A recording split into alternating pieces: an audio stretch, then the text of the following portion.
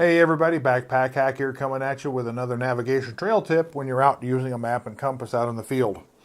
This is something that I don't see a whole lot of discussed on either websites or tutorials or videos about navigating with a compass and map, and that is, and I don't even know if it has a proper name, I call it perspective error. And that is, you have to understand that your map is a two-dimensional representation of a three-dimensional world. And sometimes the perspective that you have, your relationship to where you are on the map and to all these geographic features on the map, can trick you into thinking that is what you think it is when it's actually over here. Let me explain to you what I'm talking about. Let's start off with a couple of items that we're all familiar with, and that is a building, a tall building and a house. Now, common sense will tell us that the tall building will appear higher in the sky when we look at it compared to a typical house. But if we were to change the perspective simply by moving things around, and you'll notice the size of everything stays the same, we're just changing the relative distances between them, the much shorter house now appears to be the tallest feature on the horizon from the viewer standpoint. So how do we apply this to navigating out in the backcountry with a map and compass? You have to understand that your perspective can lead you astray. And what I mean by this is a topographical map, and it's probably about 6 miles from here to here. About 12 miles. If I were to stand down here, the tallest point on this map is clear up here. But I would not be able to see it. Partially because of the curvature of the earth, but more importantly because there are things between me and it that even though they're lower, they're closer to me. Just like the house was clear over here and the tall building over here, I can't see that tall building because of the house is tall enough relationship to me that I can't see that tall building. This actually happens out in the field. And to give you a better idea of what I'm talking about, I built this little very, very crude, very, very oversimplified, and wholly unrealistic model. And it's just pieces of cardboard with paper taped to it to give you an idea of what we're talking about here. So I'm going to bring the camera in. I'm going to show you what I'm talking about here on this little sample right here. Now, to show you what I mean by this is I made up this very, very extremely crude representation of a contour map. And imagine you're looking straight down and all you see are these black lines on a green field, just like a real contour map. What I did was I simply printed those out and stuck them on pieces of cardboard. Now, I know this is really, really crude and unrealistic, but I'm going to use this as a representation of an actual landscape to show you what I'm talking about. Let's say that you are standing right here, and the actual peak of the mountain is right here, and is indicated as such on the map. Now, you may look around this horizon, and I'm going to use this straight edge as a representation of your line of sight along the bottom. You can see that I'm intersecting this line right here, this one down here, not this one up here, but this one. If I maintain that same angle, look how far off I am from the actual peak. Even though the actual peak is here, this is much closer and therefore appears much higher in the sky.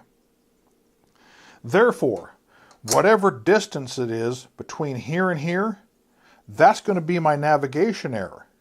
If I use this point to take a bearing to there, and then go to the map and take it from the peak of the mountain or hill or whatever, and here, I'm going to have myself over here as opposed to where I really am over here. And again, just because it is the highest point in the sky relative to you doesn't mean it's the actual peak. So I'm actually taking a reading from here, not understanding this perspective error, and then on the map I will put that bearing here and draw lines, and I will actually be putting myself over here. And there you have it. That's how your perspective and relative to where you are on the map, the height and distances and the layout of the land can actually fool you into thinking that this is the feature you're looking at when it's actually over here. Now, I can't really tell you how to plan for this. There is no step of do this, then this, then this. It's not like baking a cake where you have a series of steps in the recipe. You just have to get out and learn to look at the map, learn to look at the real world, and interpret the map. It's fine to understand how to find features on the map like tops of mountains or hills. Now, the smaller those little squiggly lines get, the closer it is to the top. And, well, look at this one. It even has a mark right where the top of the hill is. So I'll use that. But you have to understand that you have to learn to interpret the lines around that point. To say, well, the peak may be up here, but here's something lower that is actually closer to me and visually appears higher in the sky to me than the actual peak or the actual feature I'm looking for. So hopefully that you understand it. Like I say, I don't know if there's a proper term for this. I call it perspective error. If there's a proper term, would somebody please correct me? Because I learned how to do this when I was a kid back before the internet. And the person that taught me how to navigate with a map and compass, that's what he called it.